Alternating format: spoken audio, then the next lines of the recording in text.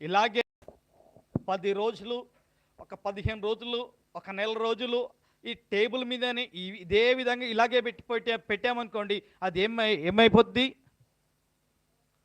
తుప్పు పట్టిపోద్ది. మన బ్రతుకులు కూడా తుప్పు పట్టి పోకుండా ఉండకూడదండి. అందుకే భక్తుడు, తుప్పు పట్టి పోవుట కంటే తుప్పు పట్టి పోవుటే అరిగిపోతా యేసయ్య నీ చేతిలో, కరిగిపోతా యేసయ్య నీ సేవలో. తుప్పు పట్టి పోవుట కంటే ఆయన చేతిలో నువ్వేమైపోవాలి? అరిగిపోవాలి, కరిగిపోవాలి.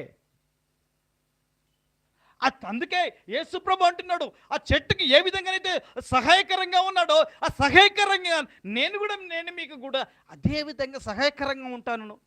శ్రమ వచ్చినప్పుడు, బాధ వచ్చినప్పుడు, వేదన వచ్చినప్పుడు, చీకట్లో ఉన్నప్పుడు, ప్రతి సమస్యలో ఉన్నప్పుడు నేను నీకు సహాయకరంగా ఉంటాను అంటా ఉన్నాడు. ఆ సహాయకరంగా ఉన్నప్పుడు దేవుడు నిన్ను ఆదుకోలేడా?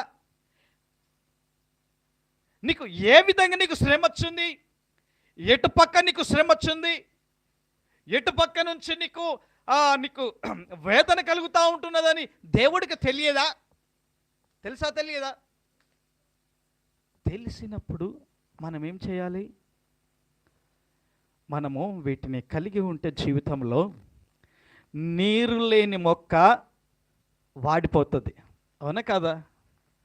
ఇప్పుడు మంచి చెట్టు పెట్టాను, చెట్టు పెట్టి దానికి నీరు పోయాల. మొదటి రోజు నీరు పోసాను అనుకోండి, రెండో రోజు నీరు పోసాను. ఈ చెట్టు ఇంచుమించు ఎన్ని రోజులు బ్రతుకుద్ది చెప్పండి? అందరికి చెట్లు లేవా? చెట్లు పెంచారా? నీళ్లు పోసేంత వరకు. నీళ్లు పోయలేదు, నేను నీరు పోయలేదు, దానికి ఏమైపోద్ది? ఎండిపోద్ది. ఏమైపోద్ది? ఎండిపోద్ది. నీరు లేని మొక్క ఏ విధంగానైతే ఎలా వాడిపోతుందో, ప్రార్థన లేని జీవితం కూడా అలాగే వాడిపోతుందండి. ప్రేమైన దేవుని సంగమా, హల్లెలూయా. నమ్మిన వారు దేవునికి స్తోత్రాలు చెల్లించండి. నీరు లేని మొక్క ఏ విధంగానైతే వాడిపోతూ ఉంటుందో, ప్రార్థన లేని మొక్క కూడా అదే విధంగా వాడిపోతూ ఉంటుంది. ఒక మాట చెప్తా చెట్టు గురించి.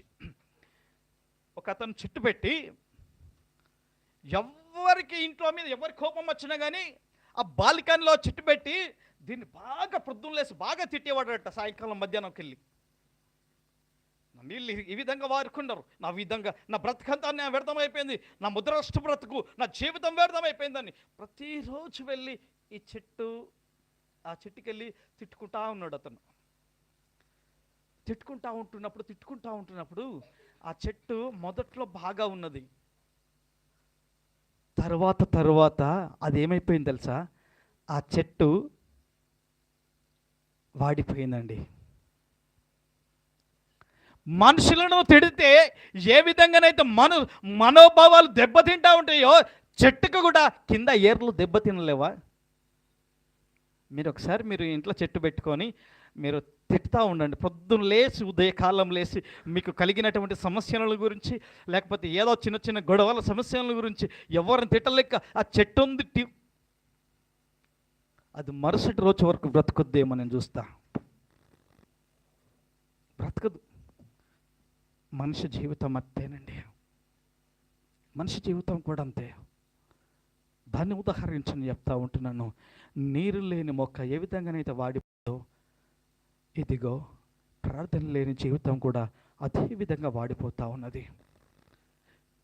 చెట్టుకు మంచు ఏ విధంగానైతే తోడై ఉంటున్నదో, నేను మీకు అన్ని విధాలుగా నీకు తోడై ఉంటున్నాను అంటున్నాడు. తామర పుష్పము పెరుగునట్లు ఏ విధంగా అది అభివృద్ధి నొందుతుందో, మీరు కూడా అదే విధంగా అభివృద్ధి నొందాలి. అదే విధంగా మీరు ఆశీర్వాదములను అందుకోవాలి. లేబాను పర్వతముల మీద దాన్ని వెళ్ళినప్పుడు దాన్ని ఉన్నట్లుగా చూసినట్లయితే, ఒలీవ చెట్టును చూసుకున్నట్లయితే, మనం ఓ ఒలీవ చెట్టు చూస్తే ఎంత అందంగా ఉంటుంది. ఒలీవ చెట్టు కింద 121వ కీర్తన భాగంలో మనం చదువుకుందాం ఒకసారి.